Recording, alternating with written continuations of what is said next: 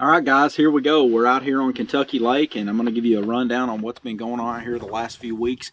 You can see I'm tucked in out of the wind. This time of year, it's all about wind and cold. It's turned wintertime again. You can see I'm bundled up in the Simms gear today, and I got the Gore-Tex on, and it's cold out here. And the thing about it is that spring can't make up its mind. We had a really good, mild winter for the most part, and I thought things were going to start a little bit early this year. You know, things were going to kind of be a little bit ahead, so to speak.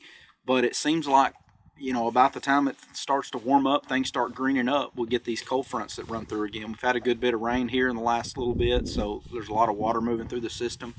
Water color right now pretty much all over the lake is kind of got a slight stain to it. It's not dirty, but it's not the typical clear that you normally see on the east side. Especially I'm over here on the east bank right now, and for the most part it's got that stain all over the lake. You know, I haven't seen too many creeks that are real what I would call muddy. I've not been in all of them, not spent a lot of time in all of them, but water temperatures are ranging anywhere from 52 to 54 degrees. I'm sure some of the backs of the creeks are a little bit warmer than that in some places, but last couple weeks it's been all about the smallmouth, and you guys followed me along here the last couple years. You know, that's what I love to do this time of year, is chase those big smallmouth. A lot of times you'll go out and you may not get a lot of bites, but you'll get the quality bites. But some days are better than others. I mean, there's some days where you get several bites and you don't catch that quality. So I don't have a lot to report on as far as, you know, in the creeks, simply because I have spent most of my time out on the main lake, whether that be on the bank or out in the middle, you know, on some of the structure places that those smallmouth will hold this time of year.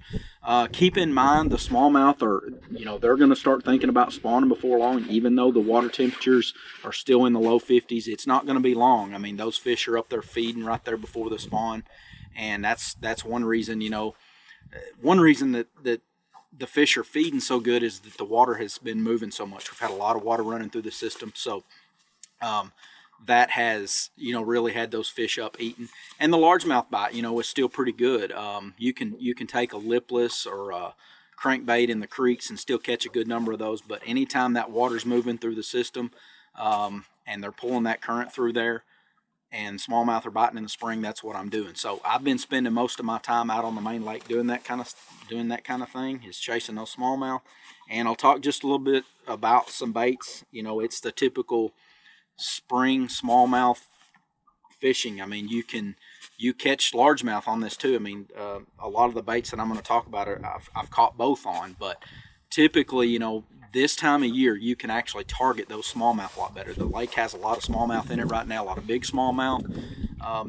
Why is the smallmouth fishing coming back so strong is the question I get all the time. You know, I think a lot of the smallmouth have been there the whole time, but we're fishing Kentucky Lake different than we have in years past.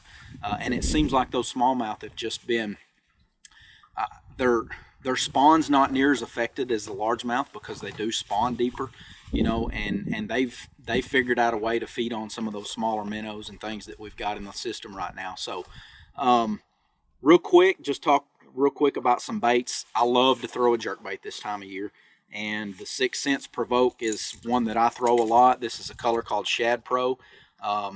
This is the shallow runner. Now keep in mind, they also have a deep one that I'll keep tied on this time of year too. It's got a little bit longer lip on it, and the problem with 6 Cents is that they make so many good looking colors. And you know, whatever jerkbait you like to throw, if you like to throw a Spro, if you like to throw a Lucky Craft, you like to throw the new Berkley, whatever it is you like to throw, tie it on and go sling it around. You don't have to throw these baits just because that's what I throw, but I can tell you that this Provoke right here will get bites out here on the lake right now. And one thing you want to keep in mind is water clarity. We've got some slight stain to the water right now, so you want something that's going to kind of show up good in that water. So I like that chartreuse side, that purple back, you know, has always been a good one here on this lake.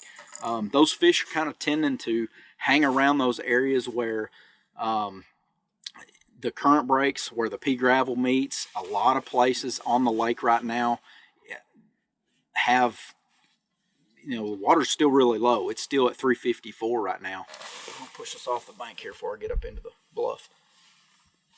But smallmouth they're up there feeding, so they're a lot shallower than you may think they are. If you've got a point or something that sticks out underneath the water and it creates a current break, you know, especially if there's a piece of wood on it or rock. Now, a lot of people think rock when they think smallmouth. Smallmouth on Kentucky Lake and the Tennessee River like wood as well. So don't forget those places that's got those stumps on it. A lot of those fish have kind of started to get up on some of the main lake flats out there. You know, it may only be 4 to 6 foot of water on top. But that's where those fish like to hang out and roam and feed, and they're getting ready to spawn out there. So another bait that I'll cover a lot of water with this time of year is like a fish head spin style bait. This is the Divine Underspin. It's got the little blade on it. It's got a Divine swim bait, a little 4-inch swim bait on it. And a lot of times, you know, I'll like to sling that thing around or some kind of swim bait out there on those places when I'm trying to cover water. Another bait I'll talk just briefly about, everybody knows about the A-Rig. A-Rig of your choice. I'm not a guy that likes to just go out there and try to get bites on an A-Rig and just throw it all day long. Now, I love to catch them on it, don't get me wrong, but if you're trying to cover water and looking for those bites out there, sling an A-Rig around, sling a spinnerbait, you know, would work. I haven't thrown a spinnerbait a lot. I like to throw a swim bait this time of year and try to cover those, you know, cover a lot more water with it.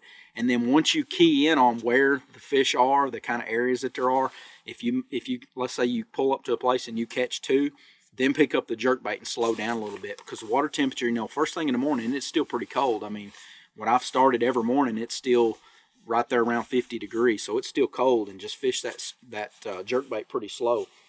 Another bait that I throw this time of year, a lot of times on this bluffy stuff like you see behind me here, is just a finesse jig head with like a, let's say anywhere from a 3/16 to a 5/16, something with a small hook on it, and I'll throw it on a spinning rod.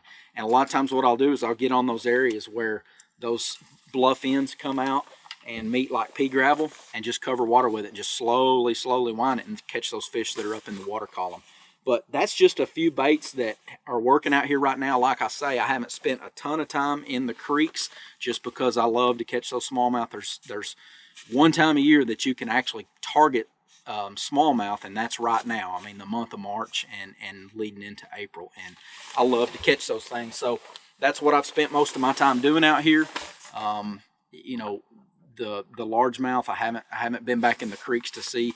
Usually they're a little more affected by these fronts that we're having. We're having some cold nights right now, so typically that'll kind of knock them in the heads for a couple of days. It will the smallmouth too, but they're not nearly as affected by it as the largemouth are. But if you're looking for a trip, shoot me an email, info@brandonhunterfishing.com. Check me out online there. I've got a website, brandonhunterfishing.com. Make sure you come by the store there at High Tech Outdoors. We've got a full line of Camus boats, Crestliner, Viaggio pontoons. We've got Harris in stock, so we're gearing up for spring, gearing up for those the summertime, you know, and the Tri-Toon sales should start picking up here before long. So if you're looking for a boat, if you're looking for anything marine electronics, tackle, we've got a full selection of 6 Sense Fishing there in the store now. And something else, we're actually the newest Simms dealer, so all the Gore-Tex gear that I wear out here, sun shirts, gloves, hats, we've got all that stuff there at the store. So come by, check us out, or visit us online at hightechoutdoors.com. I'll see you guys on the water.